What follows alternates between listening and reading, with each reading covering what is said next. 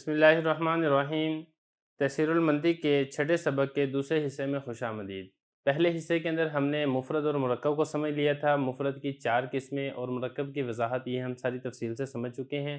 آج کے سبق کے اندر جو کتاب کی عبارت ہے ہم انشاءاللہ اس کو حل کریں گے۔ کتاب میں سب سے پہلے مفرد کو لکھا ہے، دیکھیں ذرا مفرد کس کو کہتے ہیں۔ مفرد وہ لفظ ہے کہ اس کے جز سے اس کے معنی کے جز پر دلالت کا قصد اور ارادہ نہ ہو۔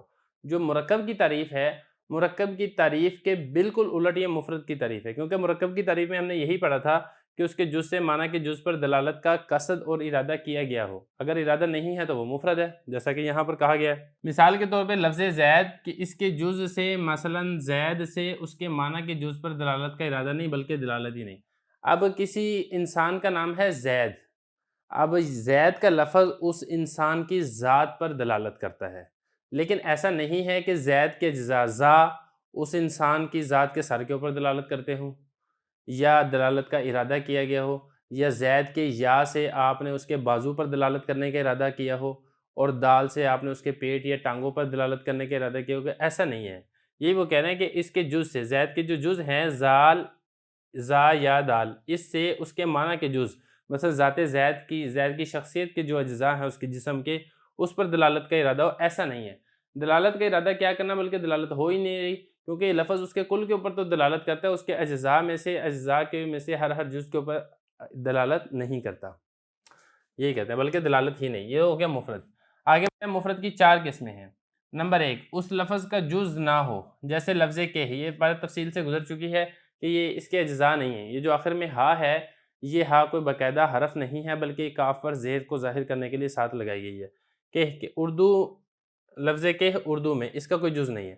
دوم، لفظ کا جز ہو مگر معنی دار نہ ہو۔ جز تو ہے لفظ کا لیکن اس جز کا کوئی معنی نہیں ہے، جیسا کہ انسان کہ اس کے جو زین، الف، نون، سین وغیرہ اس کا کوئی علیحدہ سے معنی نہیں ہے۔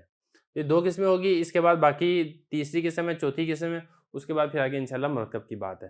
لفظ مفرد کی تیسری قسم ہے لفظ کا جز ہو، معنی دار بھی ہو، لیکن جو معنی تم کو مقصود ہیں ان پر دلالت نہ کرتے ہو۔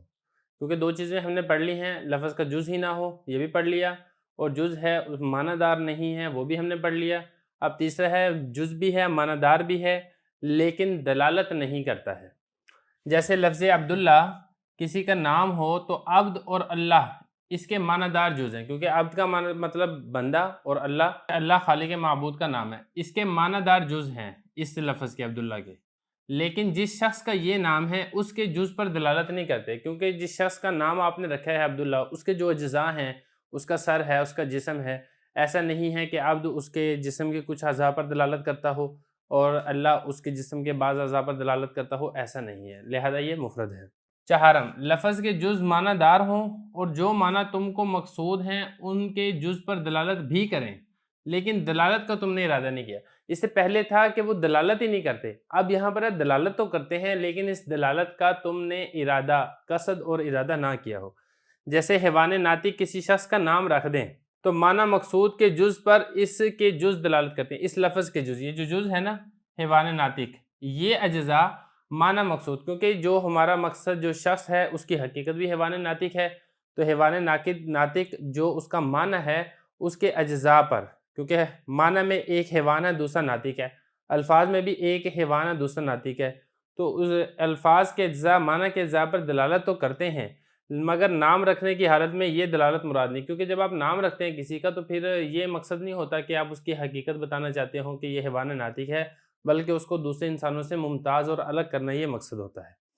تو یہ یہاں تک ہو گیا، اس کے بعد آگے مرکب کی تعریف۔